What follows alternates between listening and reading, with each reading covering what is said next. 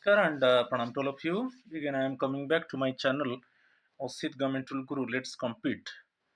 Today, I will discuss CCS Leave Rules 1972, Rule 31 and 32.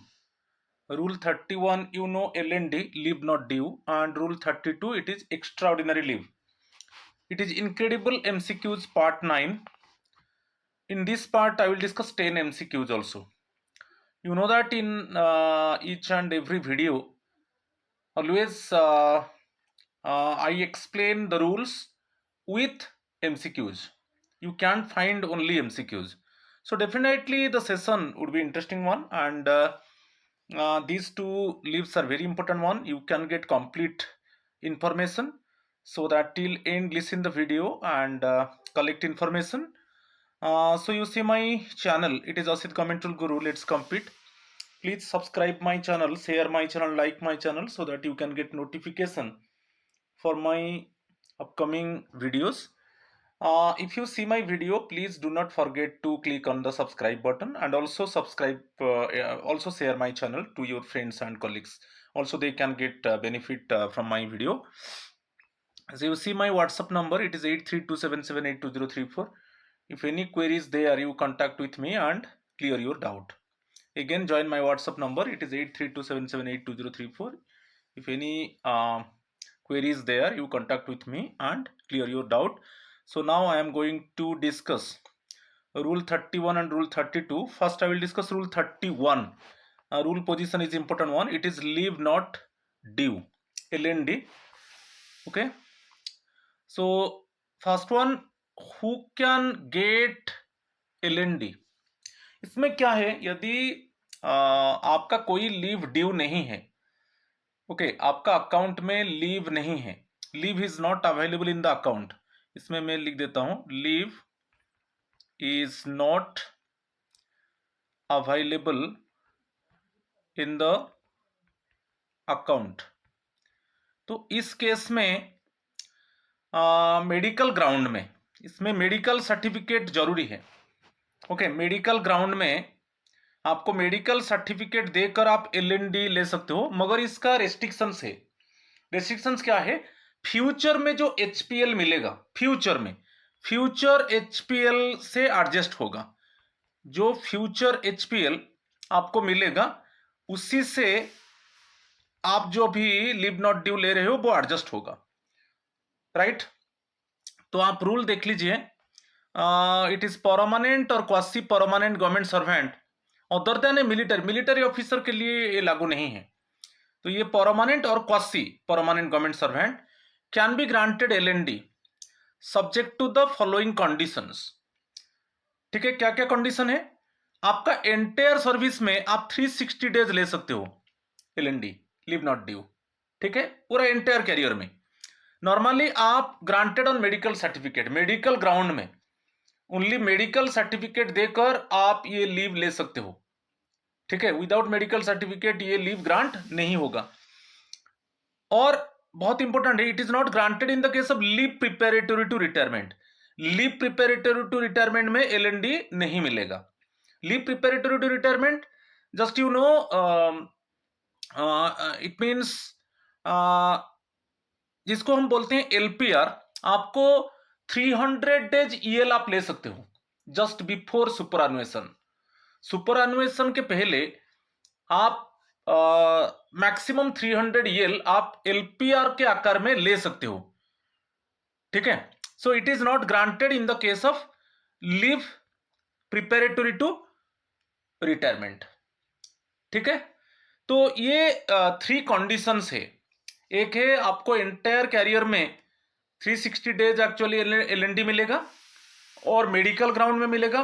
Medical certificate ये mandatory है, compulsory है, और it is not granted in the case of leave preparatory to retirement. ये grant नहीं होगा क्योंकि just before superannuation, before superannuation जो leave prepare में बताया, जस्ट बिफोर सुपरएनुएशन 300 ईएल आपको लीव प्रिपेरेटरी की रिटायरमेंट टाइम में मिलता है। तो जस्ट बिफोर रिटायरमेंट ये एलएनडी नहीं मिलेगा, क्योंकि एलएनडी क्या है, आपका अकाउंट में कोई लीव नहीं है और मेडिकल ग्राउंड में इमरजेंसी है, तो आप जो एलएनडी लोगे मेडिकल सर्टिफिकेट देकर, जो फ्यूचर में जो एचपीएल मिलेगा उसी फ्यूचर एचपीएल से एडजस्ट होगा। तो यहां पर वो बताता है it is not granted in the case of leave prepare to retirement. Just आप रिटायरमेंट के पहले आपको एलएनडी नहीं दिया जाएगा। कैसे दिया जाएगा? क्योंकि एलएनडी जो मिलता है, आपका अकाउंट में कोई लीव नहीं है और मेडिकल इमरजेंसी आ गया, तो इस केस में आपको एलएनडी मिलता है और फ्यूचर में जो एचपीएल मिलेगा उससे एडजस्ट होगा। तो ये it is not granted in the case of leave preparatory to retirement, ये इंपॉर्टेंट है। ठीक है, have you clearly understood or not? ये रूल्स को आपको अच्छे से याद रखना है, 3 कंडीशंस को। ठीक है, next one, it is main conditions you see, it is given rule 31(1), some conditions given, 31 subsection 1 उसका बीट ए बोल रहा है कि authority must be satisfied that the employee has a reasonable prospect of returning to duty after the leave. ये जो leave मिलेगा, ये leave जो लीव अथॉरिटी है वो सेटिस्फाई है कि आप जो ये लीव ले रहे हो तो आप ड्यूटी रिटर्न आ जाओगे। ठीक है, you must return back to the duty after completion of the leave. ये जो लीव अथॉरिटी ये सेटिस्फाई होना चाहिए। ठीक है, क्योंकि आप जो एलएनडी ले रहे हो, आपका कोई अकाउंट में लीव नहीं है और आपको एलएनडी दिया जाता है, और जो फ्यूचर में जो एचपीएल मिलेगा उसी से ही एडजस्ट होगा। तो first one, satisfaction, actually authority leave authority satisfy हो रहा है कि ये जो एलएनडी आप ले रहे हो तो आप जस्ट जब खत्म होगा आप ड्यूटी में रिजाइन कर लोगे। नेक्स्ट वन, उसका और एक क्लॉज है 31(1)(b), LND can not exceed the HPL the employee is likely to earn in future. तो फ्यूचर में आपको कितना एचपीएल मिलेगा उसको भी टेंटेटिवली एक कैलकुलेट किया जाएगा, उसी से ज्यादा एलएनडी नहीं दिया जाएगा। ठीक है, क्योंकि अभी आपको जो एलएनडी मिलेगा तो फ्यूचर में पोस्टरिंग टाइम जो आपको एचपीएल मिलेगा उसी से ही एडजस्ट होगा। तो एक टेंटेटिवली कैलकुलेशन होगा कि फ्यूचर में आपको कितना एचपीएल मिलेगा, तो उसको देखकर एक्चुअली एलएनडी सैंक्शन होगा, क्योंकि अभी जो आप एलएनडी ले रहे हो वो एक्चुअली एडजस्ट होगा फ्यूचर एचपीएल से। ठीक है, और थर्ड क्लॉज बोल रहा है 31(1)(c), LND taken is debited against HPL on the subsequently. मैं वही बार बार बता रहा हूं कि जो एलएनडी आप ले रहे हो, जो फ्यूचर में जो एचपीएल मिलेगा उसी से ही डेबिट होगा। ठीक है, फ्यूचर में जो एचपीएल मिलेगा उसी से ही डेबिट होगा। क्लियर? तो एक एग्जांपल यहां पर मैं देता हूं। सपोज आपका अभी एचपीएल, सपोज आपका खाते में इतना एचपीएल ड्यू है, एचपीएल 20 है, ये बैलेंस है, सपोज मैं लिख दिया अभी। ठीक है, मगर आपको 50 डेज चाहिए, मेडिकल इमरजेंसी आया, आपको कितना चाहिए कि 50 डेज चाहिए। तो 50 डेज चाहिए तो आपको तो एचपीएल बैलेंस है और कोई तो लीव नहीं है, एचपीएल ओनली 20 है। तो यहां पर आपको एलएनडी हो जाएगा, एलएनडी आपको मिल जाएगा, लीव नॉट ड्यू 30 मिल जाएगा। और ये जो एलएनडी 30 मिला, ये फ्यूचर में जो एचपीएल मिलेगा, फ्यूचर में आपको जो एचपीएल मिलेगा उसी से ही इसको डेबिट किया जाएगा, एडजस्ट किया जाएगा। ठीक है, और ये मेडिकल ग्राउंड में, इसमें मेडिकल सर्टिफिकेट मैंडेटरी है, ये ओनली मेडिकल ग्राउंड में सैंक्शन होता है। ठीक है, और ये जो सैंक्शन, और एक चीज बताया कि ये जो एलपीआर टाइम में सैंक्शन नहीं होगा, क्योंकि जस्ट बिफोर रिटायरमेंट, एलपीआर वही है, leave preparatory to retirement, superannuation के पहले तो आप 300 डेज ईएल आप ले सकते हो। ओके, तो 300 डेज ईएल लोगे और इमीडिएटली आपका रिटायरमेंट होगा। तो वैसे जस्ट बिफोर रिटायरमेंट आपको एलएनडी नहीं दिया जाएगा, क्योंकि एलएनडी जो मिलता है फ्यूचर में जो एचपीएल मिलेगा उसी से ही उसको एडजस्ट किया जाएगा। So for that reason it is clearly given कि जो leave preparatory to retirement time में, ठीक है, ये एक्चुअली नहीं दिया जाता है एलएनडी। ठीक है, क्लियर? नेक्स्ट वन आप देख लीजिए, इसमें टेम्पररी एम्प्लॉइज के लिए आएंगे। अभी परमानेंट, जो क्वासी परमानेंट एम्प्लॉइज के लिए आपको तो कंप्लीट डाटा दे दिया गया, ठीक है। तो जो एलएनडी होता है मैक्सिमम 360 डेज आपको एलएनडी मिलेगा एंटायर कैरियर में। ठीक है। और 3 कंडीशन है। द अथॉरिटी सेटिस्फाई होना चाहिए कि आपका ये जो एलएनडी आप ले रहे हो ये लीव खत्म होने के बाद आप ड्यूटी रिज्वाइन कर लोगे। और एक है कि एस्टिमेट किया जाएगा कि फ्यूचर में आपको कितना एचपीएल मिलेगा, उसी के हिसाब से एलएनडी सैंक्शन होगा, क्योंकि जो एलएनडी सैंक्शन होगा फ्यूचर में जो एचपीएल मिलेगा उसी से ही एडजस्ट किया जाएगा। और थर्ड वन वही है, एलएनडी जो आप ले रहे हो फ्यूचर में जो एचपीएल मिलेगा उसी से ही डेबिट किया जाएगा। ये 3 कंडीशंस है। ठीक है। और ये टेम्पोररी गवर्नमेंट सर्वेंट्स के लिए rule 31(1)(a) temporary government servants. ठीक है।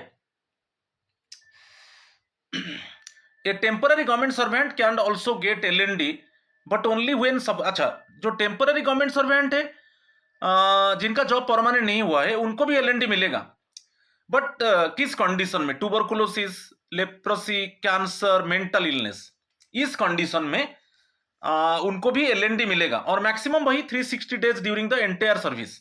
मगर उसमें कंडीशन है, हम तो ये तो डिटेक्ट कर लिए कि when the temporary employee is suffering in these diseases, tuberculosis, leprosy, cancer, mental illness, then at that time they can get LND और entire service also 360 days। मगर इसमें कंडीशंस क्या है? 3 एडिशनल कंडीशंस। ये कंडीशंस बहुत इंपॉर्टेंट है। तो first one, minimum 1 year service, continuous service आपका मिनिमम 1 ईयर होना चाहिए। The employee must have completed at least 1 year service. तब आपको 1 ईयर सर्विस आपका continuous service 1 year service continue हो चुका है। उसके बाद यदि if you suffer in tuberculosis की, कैंसर की, मेंटल इलनेस की, तो इसमें आप सफर होते हो, tuberculosis, leprosy, cancer, mental illness में सफर होते हो, तब आप एलएनडी आपको मिलेगा। अच्छा, तो आज यूजुअल आपका पोस्ट वही कंटिन्यू रहेगा, जो आप एलएनडी लेकर जाओगे पोस्ट आज यूजुअल कंटिन्यू रहेगा। The post from which the employee proceeds on leave should be likely to last until the employee return to duty. वो आज यूजुअल रहेगा आपका, जब तक आप ड्यूटी रिटर्न ना आ जाए तब तक वो आपका जो पोस्ट में आप काम कर रहे थे वही रहेगा। और मेडिकल सर्टिफिकेट आपको देना है। ठीक है। मगर इसमें बहुत इंपॉर्टेंट कंडीशन है टेम्पोररी एम्प्लॉय के लिए कि आपको 1 ईयर कंटिन्यूअस सर्विस कंप्लीट करना है। ये बहुत इंपॉर्टेंट, इसके ऊपर क्वेश्चन आता है। 1 ईयर कंटिन्यूअस सर्विस, ठीक है, कंप्लीट करने के बाद यदि if you suffer in tuberculosis, leprosy, cancer and mental illness और आपका लीव खाता में कोई लीव नहीं है और इस कंडीशन में, ठीक है, आपको एलएनडी दिया जाएगा। और मैक्सिमम इंटर कैरियर में 360 डेज है। ठीक है। और मेडिकल सर्टिफिकेट यहां पर बहुत जरूरी है। मगर यहां पर कंडीशन है, किस कंडीशन में आपको दिया जाएगा? जब ये disease, when the temporary employee suffering in this type of diseases, याद रखो। ओके। ये temporary government servant can also get LND but only when suffer, इसी डिजीज में जब सफर हो जाओगे इसी में ओनली एलएनडी मिलेगा। ओके। और एंटायर 360 डेज मिलेगा एंटायर कैरियर में। ठीक है। अदर कोई इसी में नहीं मिलेगा। मगर परमानेंट जो है, क्वासी परमानेंट, उनको कोई भी मेडिकल ग्राउंड में उनको मिल सकता है, मगर टेम्पररी एम्प्लॉय को इसी ग्राउंड में मिलेगा। ठीक है। और कंडीशंस, 3 कंडीशंस बहुत इंपॉर्टेंट है। एक है आपका सर्विस मिनिमम 1 ईयर होना चाहिए और आपका पोस्ट एज यूजुअल रहेगा टिल रिटर्न टू ड्यूटी, और मेडिकल सर्टिफिकेट। ठीक है। क्लियर? तो नेक्स्ट वन, ये एक स्पेशल सेक्शन था। वो जो सेक्शन था, ये जो टेम्पररी एम्प्लॉय के लिए एक स्पेशल सेक्शन, याद रखो, जो रूल पोजीशन रूल 31 उसका सबसेक्शन 1 कैपिटल है, इसी में टेम्पररी एम्प्लॉयज के लिए था। ठीक है। चलो अभी 31 रूल 31 2A, रेजिग्नेशन और वॉलंटरी रिटायरमेंट विदाउट रिटर्निंग। आप एलएनडी लेकर चले गए मगर आप रिटर्न नहीं आया ड्यूटी, क्योंकि आप सपोज वीआरएस दे दिया कि आप जॉब से रेजिग्नेशन दे दिया, इस केस में क्या होगा? ठीक है। रेजिग्नेशन और वॉलंटरी रिटायरमेंट विदाउट रिटर्निंग, आप सपोज आप एलएनडी आप 100 डेज मेडिकल कंडीशन में मेडिकल सर्टिफिकेट देकर एलएनडी 100 डेज लेकर गए थे, मगर आप रिटर्न नहीं आया, ड्यूटी ज्वाइन नहीं किया, आप वीआरएस दे दिया कि आप रिजाइन कर दिया जॉब, इस कंडीशन में क्या होगा? तो इस कंडीशन में जो एलएनडी को पूरा 100 डेज को कैंसिल कर दिया जाएगा। ओके। और जो आपको ये 100 डेज के लिए जो आपको इसमें एलएनडी जो मिलता है फ्यूचर में वो एचपीएल से एडजस्ट होता है, तो आपको हाफ पे सैलरी 100 डेज के लिए मिला होगा, तो वो रिकवरी किया जाएगा। ठीक है, तो वही same thing you see, if an employee takes LND and resigns or voluntary retires without returning to duty, पूरा एलएनडी कैंसिल हो जाएगा। और जो रेजिग्नेशन रिटायरमेंट कब से इफेक्ट होगा, ये इंपॉर्टेंट है, कब से इफेक्ट होगा ना, जिस डेट में एलएनडी एक्चुअली कमेंस हुआ था। Resignation retirement takes effect from the date on which LND commenced, जिस डेट में एलएनडी स्टार्ट हुआ था वहीं से मान लेंगे कि आप रिजाइन कर दिया जॉब से कि रिटायर, ओके, आपका बीआरएस आप ले लिया। तो ये बहुत इंपॉर्टेंट है, इसके ऊपर क्वेश्चन आता है। तो एलएनडी लिया, आप रिटर्न नहीं किया, बीआरएस दे दिया, रेजिग्नेशन दे दिया, तो एलएनडी तो कैंसिल हो गया, जितना दिन का एलएनडी लिए थे वो कैंसिल हो जाएगा, और जो लीव सैलरी आप लिए थे वो तो रिकवरी किया जाएगा।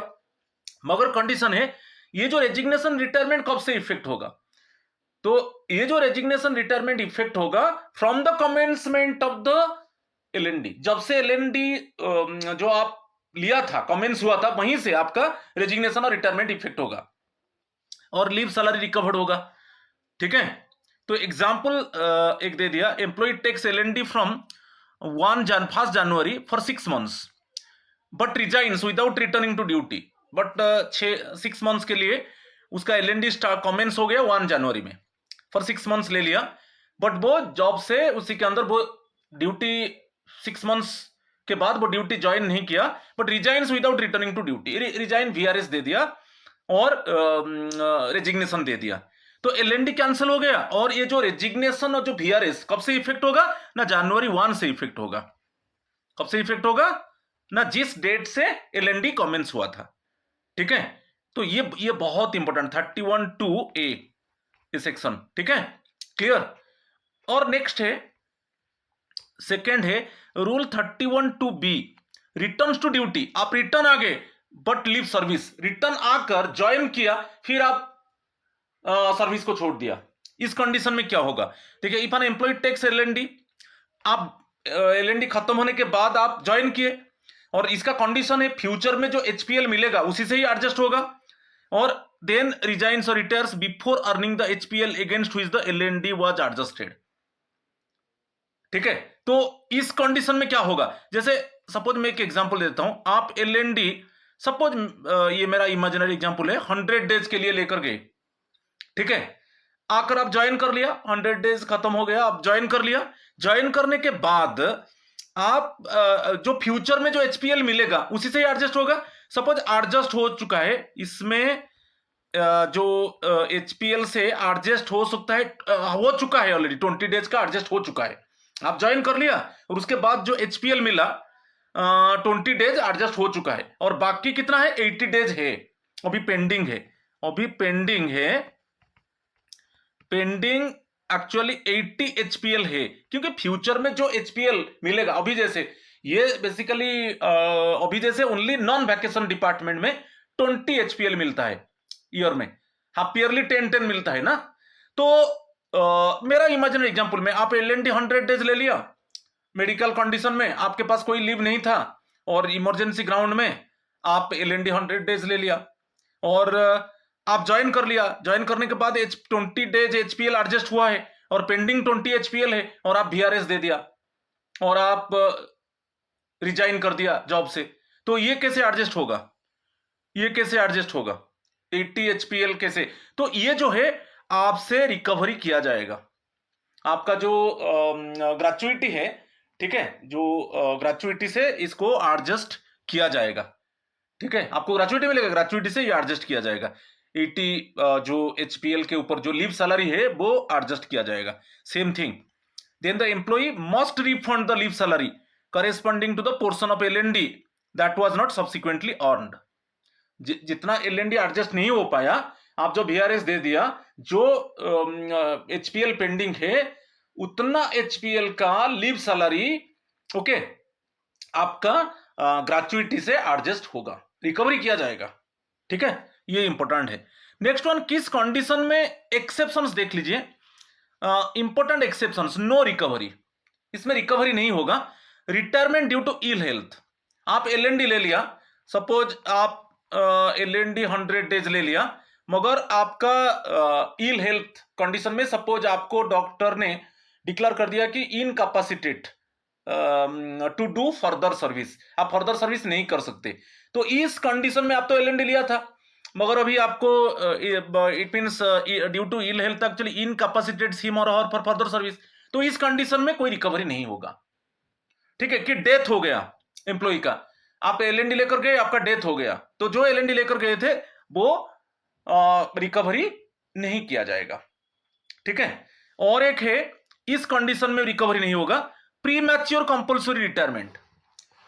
ओके, आप एलएनडी लेकर गए मगर आपको कंपल्सरीली रिटायर्ड प्री मैच्योरली कर दिया गया। एक rule 48(1)B of CCS pension rules 1972, इसमें क्या है, जैसे आपका 30 इयर्स कंप्लीट हो चुका है, 30 इयर्स कंप्लीट हो चुका है, तो गवर्नमेंट आपको सपोज 3 मंथ्स नोटिस देगा, क्योंकि आपका जॉब 30 इयर्स हो चुका है। ये रूल है, रूल 48(1)B, रूल को याद रखिए, rule 48(1)B of CCS pension rules 1972।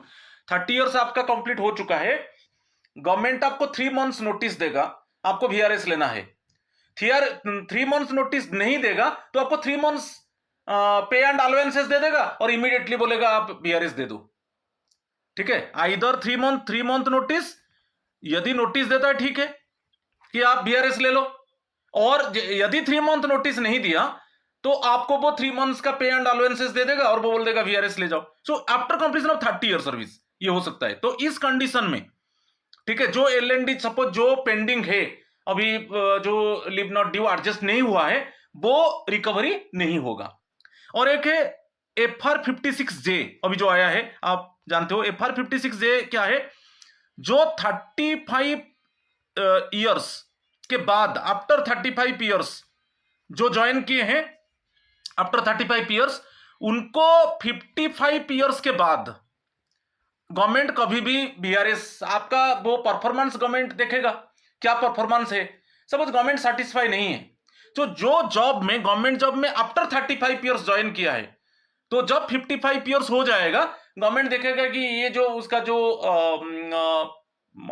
Rendering service है पब्लिक के लिए वो इतना सेटिस्फैक्टरी नहीं है, तो आपको वो वीआरएस दे सकता है।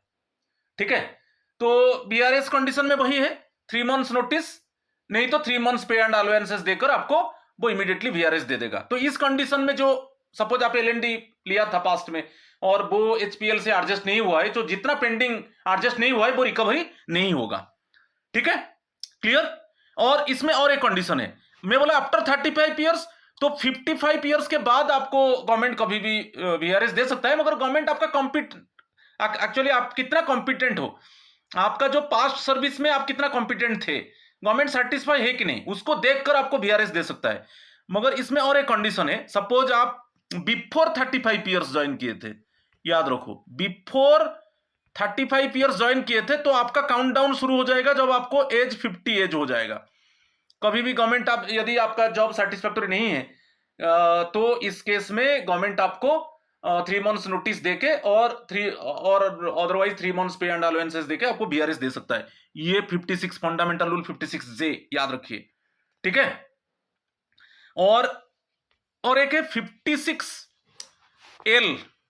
ठीक है, ये 56 फंडामेंटल रूल 56L जो है, इसमें है कि क्लियरली मेंशन है आपको जो ग्रुप सी, देखिए ये इसमें क्या है, जो ग्रुप ये आपको आई नहीं है, ये एल है, 56L याद रखिए।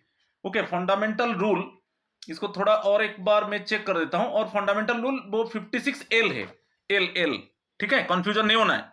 अच्छा, इसमें क्या है ना, जो ग्रुप सी एम्प्लॉय है, ठीक है, जिनका पेंशन नहीं है, पेंशन जिनका नहीं है, पेंशन फैसिलिटी नहीं मिल रहा है उनको, जो ग्रुप सी एम्प्लॉइज उनका पेंशन उनके लिए नहीं है, तो उनका 30 इयर्स कंप्लीट हो गया जॉब, ओके, कंप्लीट 30 इयर्स के बाद, ओके, गवर्नमेंट उनको वीआरएस दे सकता है, 3 मंथ्स नोटिस, ओके, और 3 मंथ्स पे एंड अलाउंसेस देके उनको वीआरएस दे सकता है। तो इस कंडीशन में यदि कोई एलएनडी पेंडिंग है तो वो रिकवरी नहीं होगा। तो याद रखिए, तीनों कंडीशन में रिकवरी नहीं होगा। एक है इनकैपेसिटेट्स फॉर फर्दर सर्विस, एक है डेथ, और एक है प्री मैच्योर कंपल्सरी रिटायरमेंट। ये तीनों, एक है rule 48(1)B of CCS pension rules 1972, FR56J और FR56L, ये तीनों जो है प्री मैच्योर रिटायरमेंट होगा। तो उसमें यदि LND एडजस्ट नहीं हो पाया है HPL से, यदि जो पेंडिंग है वो रिकवरी नहीं होगा उसके लिए। ठीक है, क्लियर। तो ये आपका रूल 31 था, पूरा LND के ऊपर था। ठीक है, अभी हम चलेंगे एक्स्ट्रा ऑर्डिनरी लीव, EOL, जो रूल पोजीशन है रूल 32 है। ठीक है, rule 32 extra ordinary leave EOL के ऊपर है। इसमें देखिए rule 32(1), when can EOL be granted to a government servant other than military officer. इसमें उनको जो CCS लीव रूल्स 1972 है उसके तहत उनको ये फैसिलिटी नहीं मिलेगा। तो EOL में भी granted in special circumstances, when no other leave, आपके पास कोई लीव नहीं है, okay, when no other leave is admissible to the government servant, इस केस में आपको EOL मिल सकता है, क्योंकि आपके पास कोई लीव नहीं है। आप लीव अथॉरिटी को अप्रोच करो, मेरे पास कोई लीव नहीं है और मैं लीव लेना चाहता हूं, तो वहां पर EOL मिलेगा। अदरवाइज आपके पास लीव है मगर आप वॉलंटरीली एप्लीकेशन दे रहे हो, आपके पास सपोज EL बैलेंस है, एक एग्जांपल देता हूं, आपके पास EL बैलेंस है, फिर भी आप चाहते हो आप EOL लोगे, but the government servant applies in writing for EOL, तो ये ग्रांट हो सकता है। मगर याद रखिए, इस तरीका का EL यदि ग्रांट होता है without MC, without medical certificate, without medical certificate, तो इसके EOL में तो सैलरी नहीं मिलेगा। देखिए EOL में आपको चाहे medical certificate, with medical certificate हो, विदाउट मेडिकल सर्टिफिकेट हो, आपको इस केस में लीव सैलरी नहीं मिलेगा। ठीक है, क्लियर। मगर इसमें क्या है, आपका तो लीव ग्रांट हो गया, कोई लीव नहीं था, आप चाहते हो कि मुझे EL मिल जाए, और यहां पर आपका लीव बैलेंस है, अदर है, EL बैलेंस है, अदर लीव है, मगर फिर भी आप चाहते हो, EL HPL है, मगर आप चाहते हो कि मुझे EOL चाहिए, तो इस केस में ग्रांट हो जाएगा। मगर इस विदाउट MC, याद रखो, विदाउट MC वो क्वालिफाइंग सर्विस में इंक्लूड नहीं होगा, विदाउट MC। हाँ, मेडिकल सर्टिफिकेट देकर ले रहे हो तो वो क्वालिफाइंग सर्विस में इंक्लूड होगा, मगर विदाउट MC में जा रहे हो, ग्रांट तो हो जाएगा, कोई प्रॉब्लम नहीं, ग्रांट हो जाएगा, मगर क्वालिफाइंग सर्विस में इंक्लूड नहीं होगा, याद रखिए। मगर ये सब कुछ नहीं होगा। आप बोलते हो, कभी कभी बोलते हैं कि सर EOL विदाउट MC मेरा डाइज नॉन हो जाएगा, ब्रेक, ये सब कुछ नहीं होगा। अनऑथराइज जो बोलते हैं, डाइज नॉन, अनऑथराइज एब्सेंस और ब्रेक इन सर्विस, ये कुछ नहीं होगा, आपका सर्विस एज वेल कंटिन्यू रहेगा, इसमें कोई प्रॉब्लम नहीं। तो इसमें आप देखिए, इसको चिंता करने का जरूरत नहीं, आपका कोई डाइज नॉन की ब्रेक इन सर्विस, इसके ऊपर भी मेरा वीडियो पड़ा है, तो इसको अफेक्ट नहीं करेगा, ओके, वो इसको अफेक्ट नहीं करेगा। इसमें में जो conditioner EOL without MC, without medical certificate, तो विदाउट मेडिकल सर्टिफिकेट आपका डाइज नॉन, अनऑथराइज एब्सेंस नहीं होगा, कि ब्रेक इन सर्विस नहीं होगा, ये सब कुछ नहीं होगा। मगर हाँ, इसमें क्या है ना, क्वालिफाइंग सर्विस में इंक्लूड नहीं होगा। तो क्वालिफाइंग सर्विस में इंक्लूड नहीं होगा। कभी कभी क्वेश्चन आता है कि सर मैं सपोज मेरा EOL है विदाउट MC, क्या मेरा इंक्रीमेंट को अफेक्ट करेगा? देखिए, क्या क्वालिफाइंग सर्विस में तो इंक्लूड नहीं होगा, मगर इंक्रीमेंट क्या है, आपका इंक्रीमेंट 1 ईयर में सपोज जुलाई 1 में आपको मिल रहा है एवरी ईयर, तो आपका इंक्रीमेंट के लिए क्वालिफाइंग सर्विस कितना होना चाहिए? मिनिमम क्वालिफाइंग सर्विस कितना होना चाहिए? 6 मंथ्स होना चाहिए। यदि मिनिमम क्वालिफाइंग सर्विस 6 मंथ्स है 1 ईयर में, तो आपको आपका इंक्रीमेंट कोई रोक नहीं सकता। ठीक है, तो यदि आपका EOL, आप सपोज EOL विदाउट MC है 3 मंथ्स 4 मंथ्स, कोई प्रॉब्लम नहीं है, क्योंकि आपका मिनिमम क्वालिफाइंग सर्विस कितना चाहिए? 6 मंथ्स। अच्छा, यहां पर एक एग्जांपल देता हूं, सपोज आपका EOL विदाउट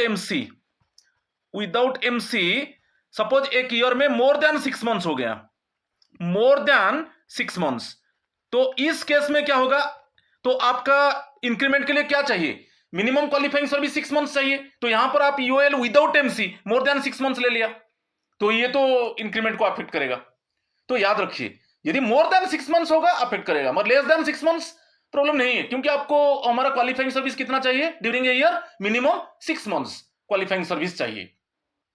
ठीक है, मगर इसमें जो आप बोल रहे हो कि EOL विथ MC, इसको मैं थोड़ा विद मेडिकल सर्टिफिकेट देकर आपका ईओएल है, कोई प्रॉब्लम नहीं है, इसमें क्वालिफाइंग सर्विस इंक्लूड होगा। हाँ, यहां पर कंडीशन है, सपोज आपका ईओएल विदाउट एमसी है, ये तो ग्रांट हो गया, ये ग्रांट हो गया, मगर आप बोल रहे हो कि क्वालिफाइंग सर्विस में इंक्लूड नहीं होगा। मगर यहां पर इसको कंडोन कौन कर सकता है, फॉरगिव कौन कर सकता है? इसको कर सकता है, सपोज आप बोल रहे हो कि क्वालिफाइंग सर्विस में इंक्लूड नहीं होगा, आप चाहते हो कि कुछ रीजन है, कुछ कारण के वजह से आपके पास कोई लीव नहीं था, आप ईओएल विदाउट एमसी लेकर चले गए और आपका वो जो पीरियड है क्वालिफाइंग सर्विस में इंक्लूड नहीं होगा, मगर आप एक जस्टिफाई करना है। मगर जस्टिफाई किसको करना है? इसको कंडोन कौन कर सकता है? ओनली आपका जो है इसको याद रखिए, आपका जो लीव अथॉरिटी वो नहीं कर सकते, आपका अपॉइंटिंग अथॉरिटी के पास आप लेटर भेजोगे जस्टिफिकेशन देकर, और उनके पास पावर है, वो देखेंगे कि आप क्यों extraordinary leave without MC, without medical certificate आप चले गए और वो पीरियड क्वालिफाइंग सर्विस में इंक्लूड नहीं होगा।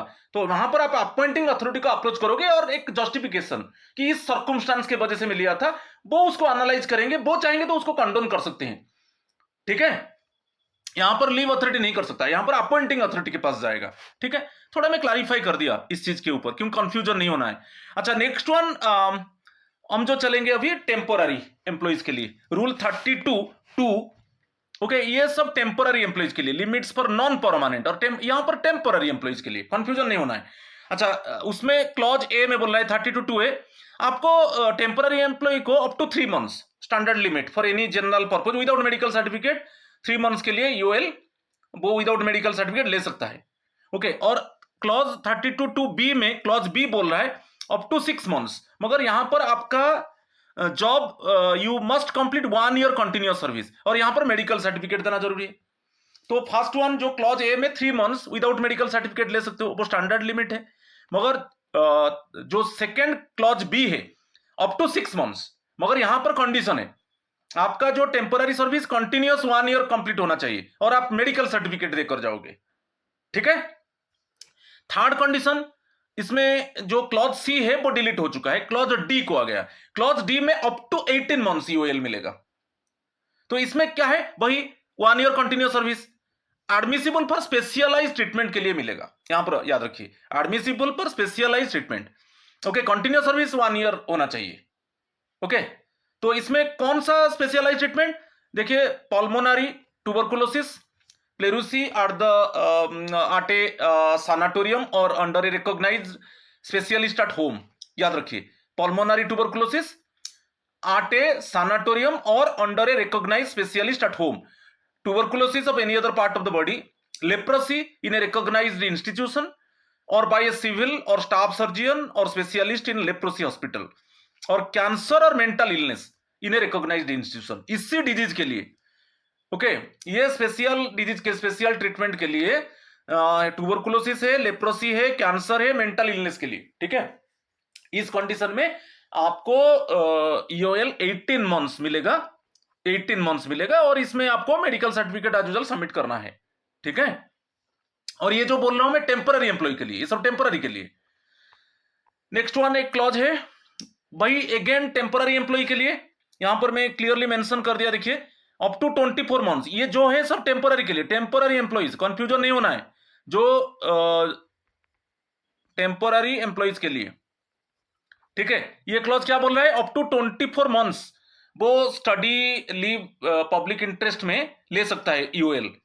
Okay, admissible for studies certified to be in public interest provided the employee इसमें has completed 3 years continuous service. जो टेम्पररी एम्प्लॉय है उसका कंटिन्यूअस सर्विस 3 इयर्स कंप्लीट हो जाएगा, ये मिनिमम है, minimum 3 years continuous service complete कर चुका है, पब्लिक इंटरेस्ट में उसको 24 मंथ्स के लिए यूएल मिलेगा फॉर हायर स्टडीज। ठीक है, क्लियर। तो ये जो था, ये जितना था, ये सब जो लिमिट था वो सब टेम्पररी एम्प्लॉइज के लिए था। इसमें 4 clause A 3 months, 6 months, 18 months. 3 months तो स्टैंडर्ड है, 6 मंथ्स में मेडिकल सर्टिफिकेट देना है, मगर 1 ईयर सर्विस कंप्लीट होना चाहिए। 18 मंथ्स स्पेशलाइज ट्रीटमेंट भाई आफ्टर 1 ईयर कंटिन्यूअस सर्विस, सब टेम्पररी एम्प्लॉइज के लिए। ठीक है, और इसमें एक स्टडी ये सब for specialise treatment. Next one में बताया कि जो क्लॉज 32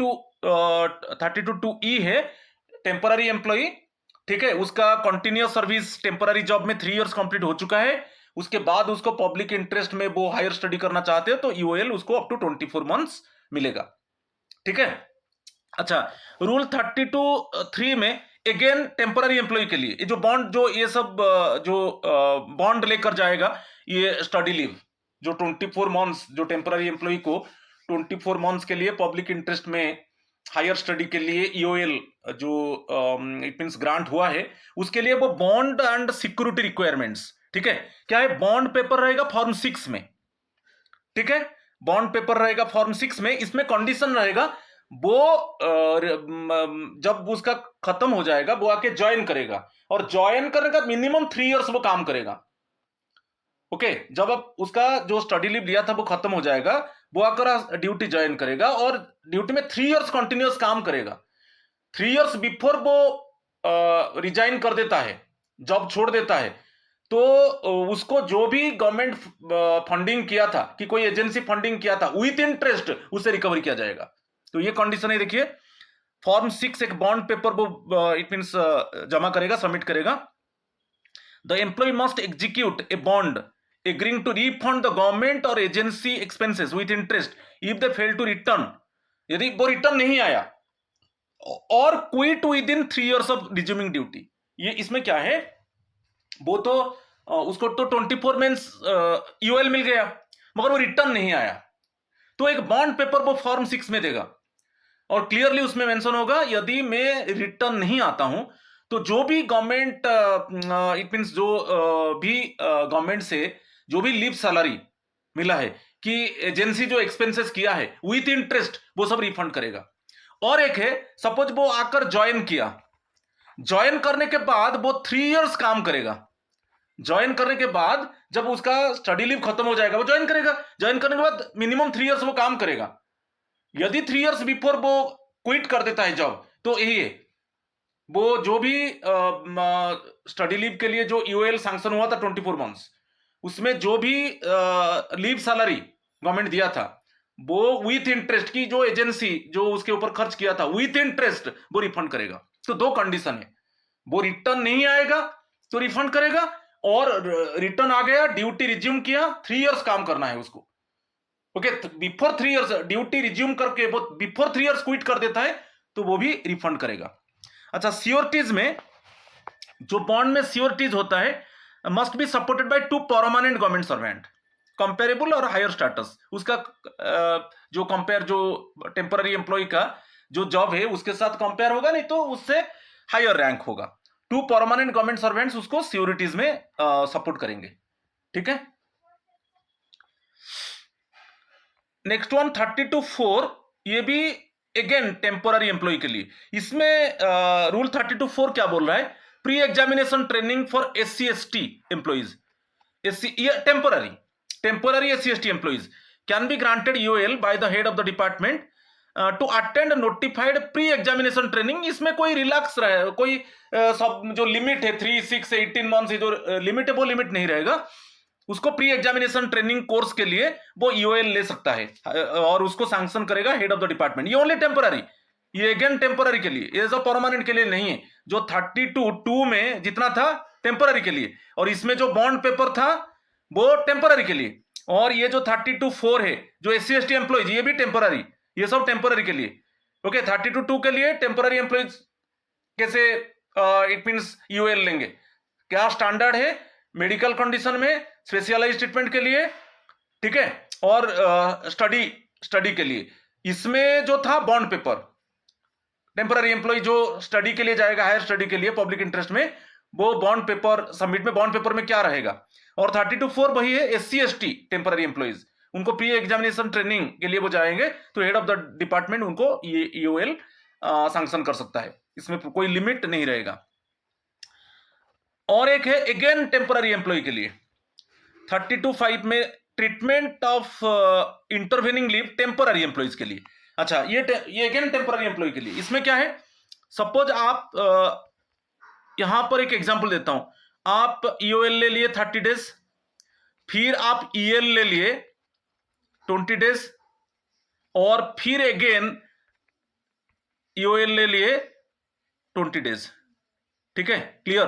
तो ऐसे first EOL extraordinary leave 30 days, ये टेम्पररी एम्प्लॉय के लिए। इमीडिएटली उसके बाद ईएल ले लिए 20 डेज, फिर ईओएल ले लिए 20 डेज। तो उसमें क्या होगा, तो ये जो ईओएल 30 डेज, ईओएल 20 डेज, ये एक कंटिन्यूअस स्पेल हो जाएगा। तो यहां पर ये कंटिन्यूअस स्पेल होके वो 50 डेज ईओएल हो जाएगा।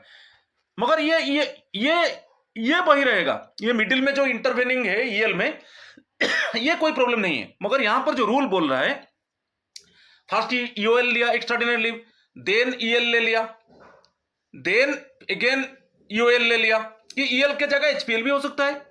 ठीक है, तो इस कंडीशन में उसका ईओएल जो है वो दोनों ऐड हो जाएगा, क्योंकि फर्स्ट देखिए ईओएल 30 डेज, फिर ईएल ले लिया, फिर उसके बाद ईओएल ले लिया। तो यहां पर ईओएल 30 डेज मेरा इमेजिनरी एग्जांपल में, फिर अगेन ईओएल 20 डेज, ये कंटिन्यूअस स्पेल होकर एक 50 डेज हो जाएगा। मगर आप बोलेंगे तो मिडिल में ईओएल, ये कोई प्रॉब्लम नहीं है, इसको हम कंटिन्यूअस में ऐड नहीं करेंगे, ओनली दोनों ईओएल को ऐड करेंगे, कंटिन्यूअस स्पेल कर देंगे। ठीक है, ये रूल बोल रहा है, ये टेम्पररी एम्प्लॉइज के लिए। तो यहां पर same thing, if two spells of UL are separated or intervened by any other kind of leave, they will be treated as one continuous spell of UL for calculating the limits. ठीक है, तो ये इसको आपको याद रखना है। जैसे और एक एग्जांपल देता हूं, जैसे first EOL 30 days, then HPL 20 days, then immediately again EOL 40 days. तो इस तरीके का है, EOL then HPL then again EOL. तो यहां पर टोटल ईओएल कितना हो गया, 70 डेज ईओएल हो गया। तो ये कंटिन्यूअस स्पेल हो जाएगा, ये एक कंटिन्यूअस, इसको ऐसे मान लेंगे कंटिन्यूअस स्पेल हो जाएगा। मगर आप बोलेंगे कि इसका इंटरवेन जो इसको एचपीएल सेपरेट किया था, क्या वो ईओएल में इंक्लूड नहीं, वो ईओएल में इंक्लूड नहीं होगा कंटिन्यूअस स्पेल में। कंटिन्यूअस स्पेल में ओनली ईओएल जो है, वो इंटरवेनिंग पीरियड जो एचपीएल था वो वैसा रहेगा। मगर जो फर्स्ट जो ईएल 30 डेज, देन एचपीएल के बाद जो ईएल 40 डेज, दोनों को ऐड कर दो, वो एक कंटिन्यूअस स्पेल हो जाएगा। ठीक है, ये टेम्पररी एम्प्लॉय के लिए। तो यहां पर देखिए, जो टेम्पररी एम्प्लॉयज के लिए वही सेम एग्जांपल में दे दिया, EOL 31 days, EL 28 days, EOL 31 days. तो ये टेम्पररी एम्प्लॉयज के लिए। तो यहां पर ईओएल देखिए 31 62 डेज ईओएल, ये कंटिन्यूअस हो जाएगा। ठीक है, ये एक कंटिन्यूअस हो जाएगा। अच्छा, ये कोई प्रॉब्लम नहीं है, ईएल 28 डेज वो actually not counted as EOL. आप ये कभी कभी हम मान लेते हैं कि जो इंटरवेनिंग पीरियड ईएल है उसको भी हम कंटिन्यूअस पीरियड में मान लेंगे ना, उसको कंटिन्यूअस पीरियड में हम नहीं मानेंगे, ओनली ईओएल को।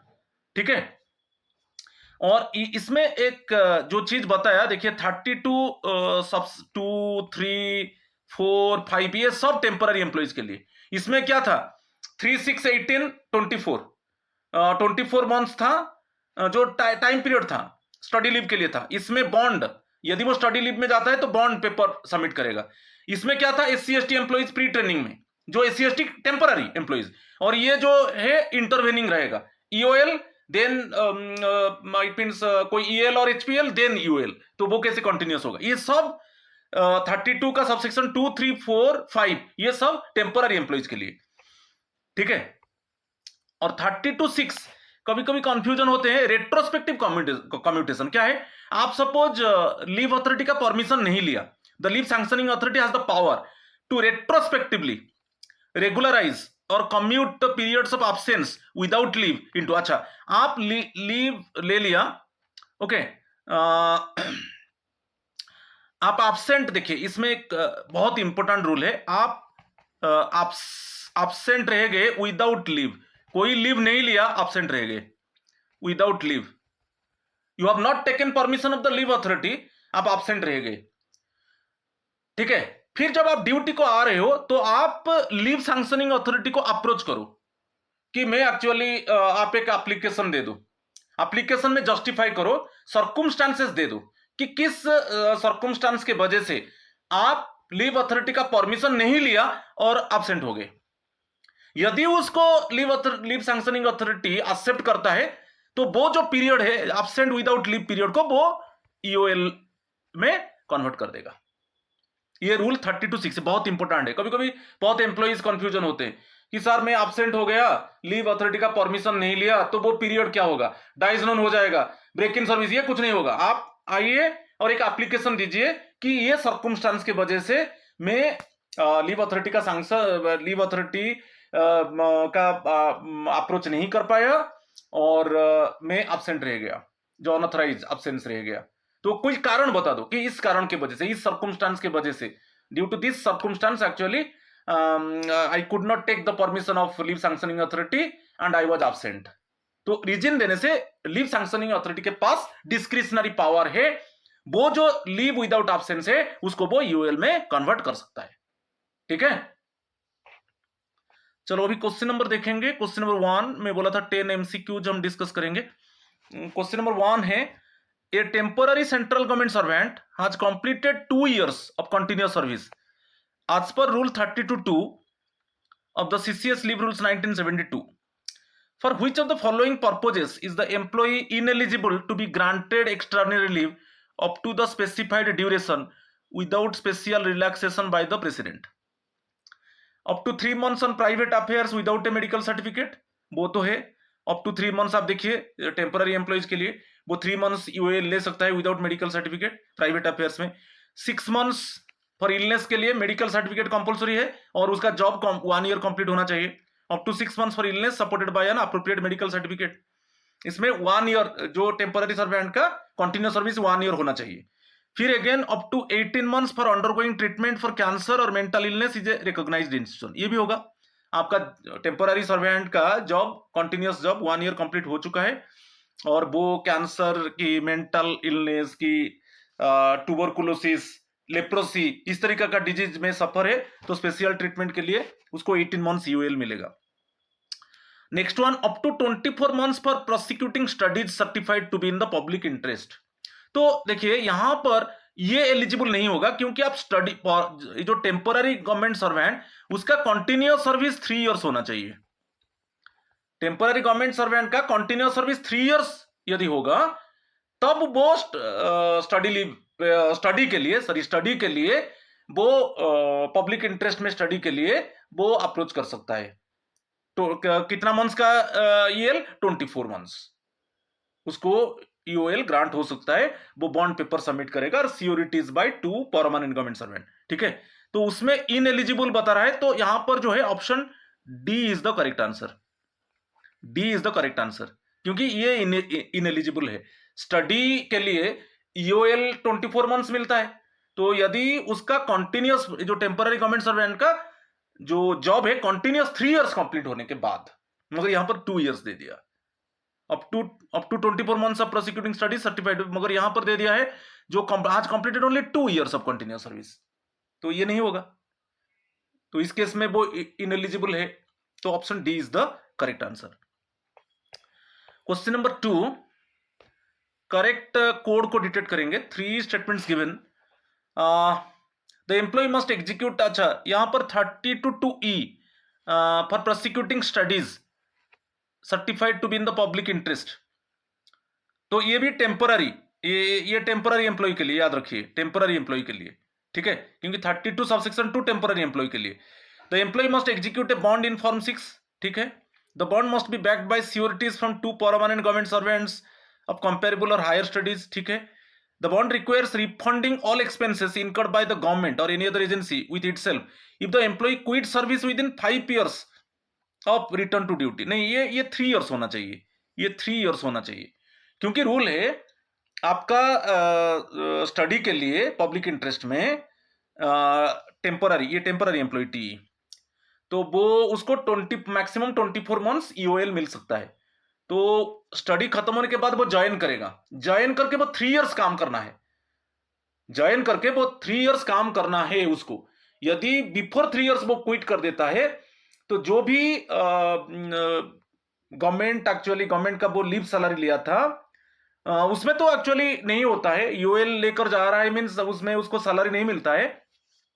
मगर सपोज कुछ गवर्नमेंट फंडिंग किया था और कोई एजेंसी फंडिंग किया था विथ इंटरेस्ट, उससे वो रिफंड किया जाएगा, तो वही है। ओके, तो इसको आप देख लीजिए रूल पोजीशन 32, ठीक है, ये रूल पोजीशन है 32, वही है रूल सबसेक्शन 2 सबसेक्शन ई में क्लियरली मेंशन है। उसको ज्वाइन करने के बाद 3 इयर्स कंटिन्यूस सर्विस करना चाहिए।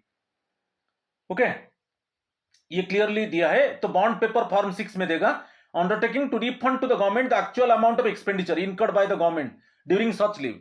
वो जो ईओएल लेकर गया, ओके, इस 24 मंथ्स मैक्सिमम मिलता है, इसमें यदि कुछ गवर्नमेंट खर्च किया है और कोई एजेंसी खर्च किया है, गवर्नमेंट कुछ एक्सपेंस किया है, कि सपोज आपका एजेंसी कुछ एक्सपेंस किया है, तो विथ इंटरेस्ट वो रिफंड करेगा। तो यदि वो रिटर्न नहीं आया कि वो ज्वाइन किया 3 इयर्स कंप्लीट नहीं किया, तो इस कंडीशन में गवर्नमेंट जो भी उसके ऊपर एक्सपेंडिचर किया था उस लीव टाइम में, और कोई एजेंसी विथ इंटरेस्ट वो रिफंड देना चाहिए। तो थर्ड स्टेटमेंट वो गलत है, यहां पर first 2 statements correct one, option A is the correct answer.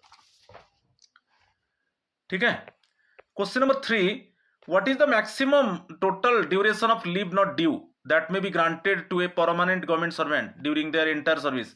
आप देख लीजिए रूल 31 सबसेक्शन 1 में क्लियरली मेंशन है 360 डेज एंटायर सर्विस में उसको 360 डेज का एलएनडी मिलेगा।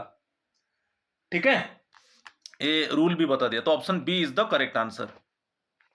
Question number 4, under rule 31(1), in which of the following circumstances is the grant of leave not due strictly prohibited?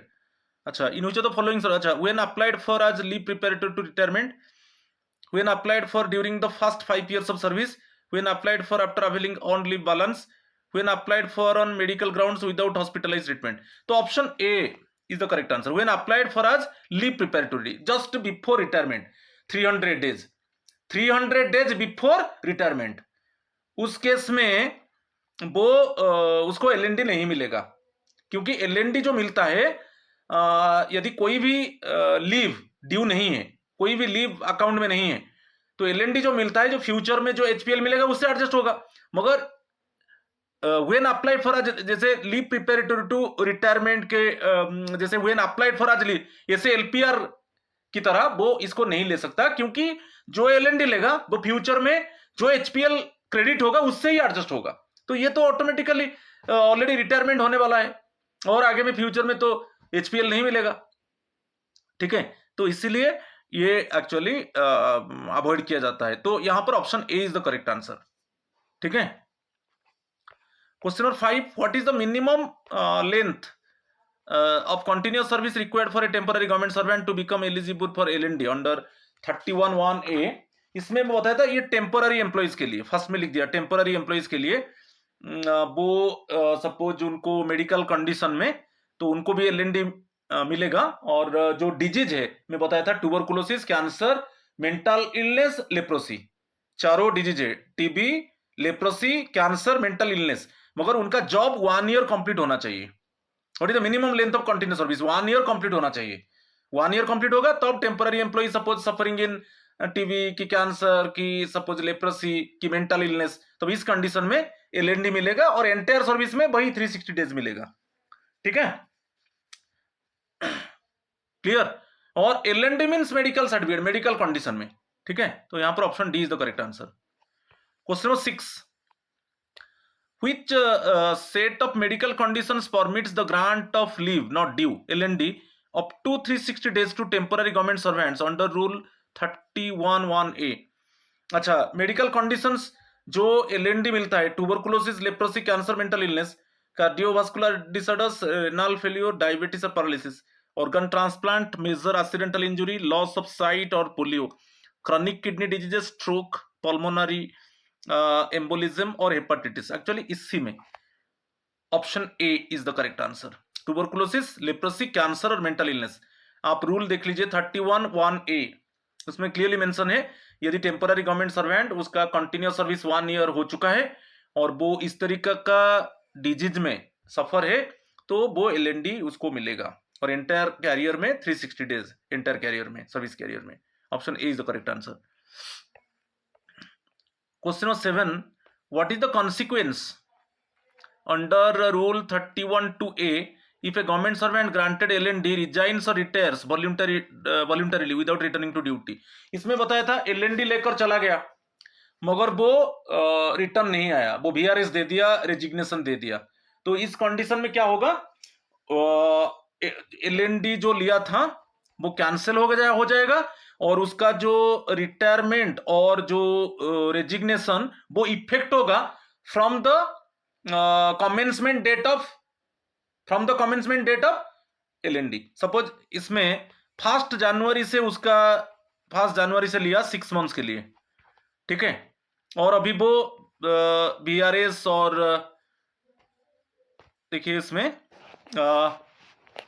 Question 7 वो 1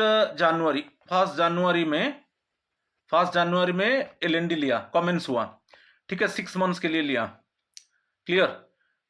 तो इस कंडीशन में वो रिटर्न नहीं आया तो वो VRS दे दिया और रिजाइन कर दिया, तो इस कंडीशन में उसका जो L&D 6 मंथ्स जो है वो कैंसिल हो जाएगा और बाकी उसका जो रिटायरमेंट और VRS वो इफेक्ट हो जाएगा 1 जनवरी से, और जो लीव सैलरी लिया है, हाफ लीव सैलरी जो लिया है वो रिकवरी किया जाएगा, ठीक है।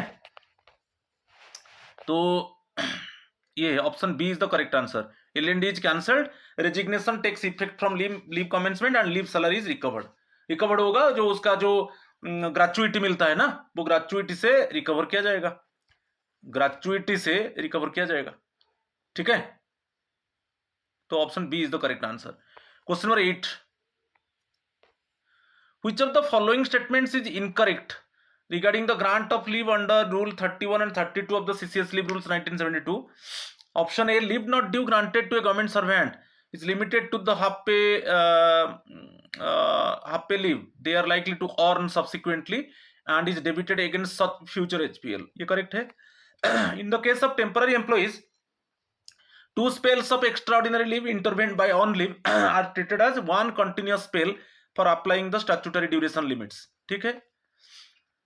If a government servant who availed leave not due dies before earning back the leave, the unearned leave salary must be recovered from their death cum retirement gratuity। ये गलत है क्योंकि L&D लेकर गया और वो डेथ हो गया, और डेथ होने से तो वो इस केस में रिकवरी नहीं होगा, जो लीव सैलरी वो लिया है L&D पीरियड में वो रिकवरी नहीं होगा डेथ कंडीशन में।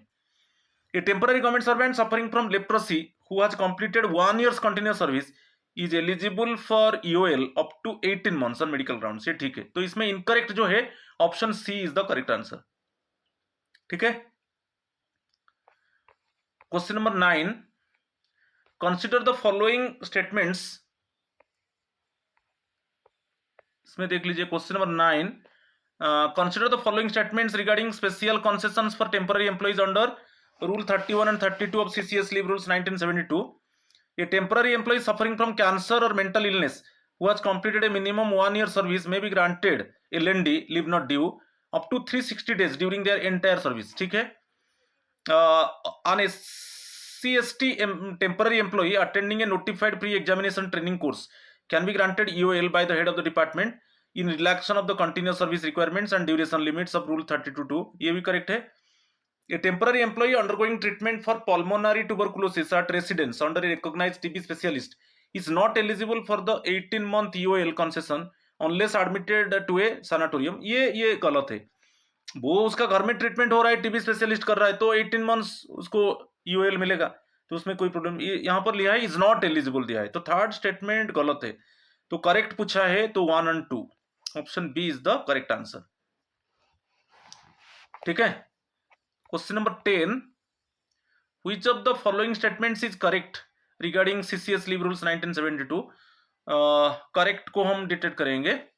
When EOL is granted to the temporary employee completed 3 years continuous service for study purposes in public interest, the employee must execute a bond in Form 6 supported by COTs from the 2 permanent government servants। ये correct है। The bond executed for study EOL for temporary employees binds the employee to serve the government for at least 5 years after return to duty, failing which all expenses must be refunded with interest। तो 5 years नहीं, 3 years होना चाहिए, okay. जब उसका study खत्म हो जाएगा वो ज्वाइन करेगा, ज्वाइन करने के बाद मिनिमम 3 years काम करेगा, यदि 3 इयर्स बिफोर वो जॉब को क्विट कर देता है तो गवर्नमेंट जो उसका जो स्टडी पीरियड टाइम में गवर्नमेंट जो भी एक्सपेंडिचर इनकर किया था उसके ऊपर कि कोई एजेंसी विथ इंटरेस्ट वो रिफंड करेगा। सेकेंड वन गलत है। When an employee on leave not due is invalidated out of service due to ill health 50% of the unearned leave salary is recovered from terminal dues. ऐसा नहीं है। यदि LND लेकर गया और वो इनकैपेसिटेट हो गया फॉर फर्दर सर्विस तो उसमें कोई लीव सैलरी रिकवर नहीं होगा। और ओनली फर्स्ट स्टेटमेंट करेक्ट है, ठीक है। फोर्थ स्टेटमेंट, फर्स्ट स्टेटमेंट जो है करेक्ट है, सेकेंड गलत है, थर्ड भी गलत है। Extraordinary leave can only be granted when no other kind of leave is admissible to a government servant under any sub, ये भी गलत है क्योंकि आप ईएल है, बैलेंस है, ईएल बैलेंस है, आप ईओएल भी ले सकते हो कि एचपीएल भी बैलेंस है, एचपीएल भी बैलेंस है, आप ईओएल ले सकते हो।